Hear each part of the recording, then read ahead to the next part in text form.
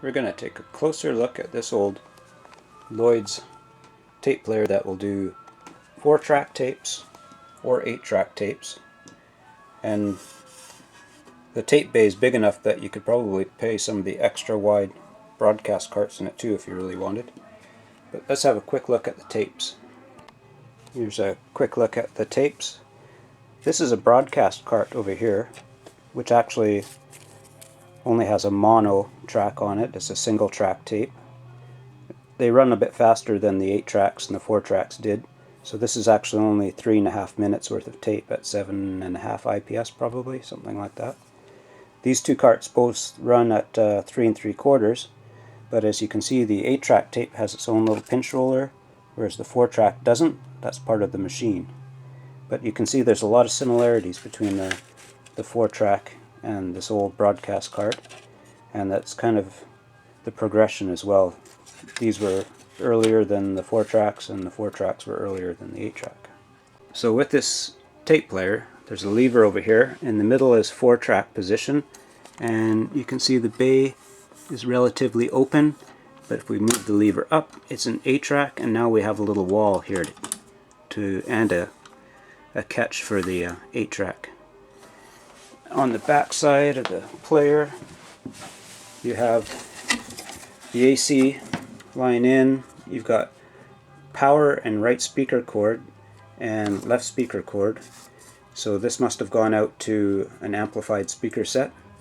This is labeled as preamp out in the middle, but I had written this deck off earlier as needing repairs to the preamp because very little sound was coming out, and then I was looking at it the other day and I realized there is no preamp.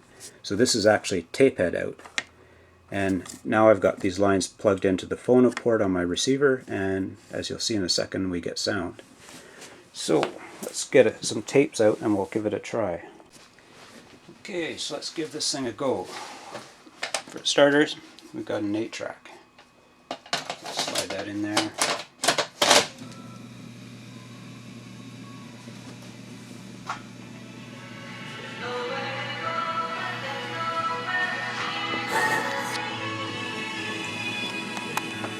This deck, there's quite a bit of vibration in it.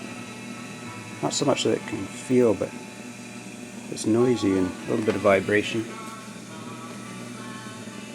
Here you got the head mechanism here, and let's give that a try. We'll push the track button. It's a little sticky. You can hear the little switchboard for the lights here. 8-track seems to work on this side and 4-track on this side. A little sticky there maybe. Back to the beginning. Now let's stop that. This one here, you just got to pull it out on 8-track. 4-track. Alright. I'm going to put it in 4-track position. That gets rid of those little white wheels and the catch on this side. Let's watch from the back side if we can as this thing goes in. And it just feeds in there, and the pinch roller swung up and grabbed the tape, held it against the capstan here. Now, there's one more switch here. You're supposed to push and turn this over for 4-track, which I didn't earlier. Hold on a second.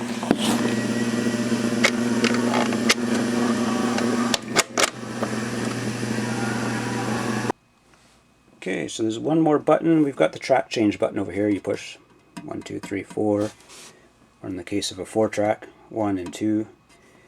This switch over here seems to switch back and forth between 4-track and 8-track, and I keep getting confused, but I guess it's 8-track on the left and 4-track on the right.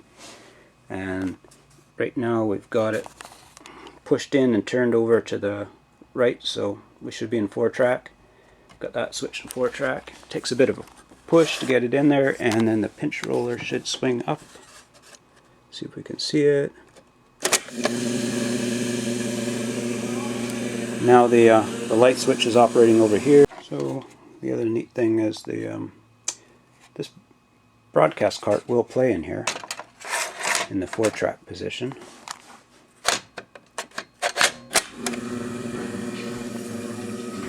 And this tape the label that was on the back is Ronnie Millsap, and it was an AM channel, so I'm imagining this is mono. And of course, in the broadcast cart machine it turns much faster, so Ronnie Millsap doesn't quite sound right. So there you go.